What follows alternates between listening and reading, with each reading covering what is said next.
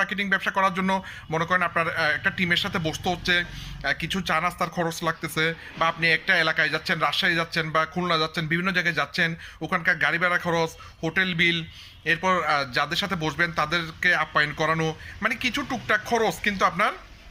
আপনি যদি ব্যবসাটা অফলাইনে করেন তাহলে অবশ্যই আপনার কিন্তু লাগবে, কিছু খরচ লাগবে, ঠিক আছে। আর অনেক সময় দেখা যাচ্ছে কোম্পানি কিছু বিদেশ ট্যুর দিচ্ছে, হ্যাঁ, চায়নাতে ভ্রমণ দিচ্ছে বা মালয়েশিয়ায় ভ্রমণ দিচ্ছে, ইন্দোনেশিয়াতে ভ্রমণ দিচ্ছে, সেই ক্ষেত্রে কিন্তু অবশ্যই আপনার কিছু নিজের টাকা দিয়ে হলেও আপনাকে মানে ব্যবসার জন্য একটা বিনিয়োগ করতে হবে, আপনাকে যেতে হবে, ঠিক আছে। এই হচ্ছে মানে মূল বিষয়, কিছু কিছু টাকা আপনার লাগবে, আপনার সচ্ছলতা লাগবে। আর যদি আপনি সচ্ছল না হন, যদি নেটওয়ার্ক মার্কেটিং থেকে প্রথম মাসের টাকা ইনকাম করে আপনার পরিবার চালাতে হয়, তাহলে আপনি পাগলের মতন যার কাছে যাবেন তাকেই বলবেন যে ভাই আমার কাছ থেকে কিছু মাল কিনেন, আমার কাছ থেকে কিছু মাল কিনেন, আমি বাদ খেতে পারতেছি না, ঠিক আছে। সুতরাং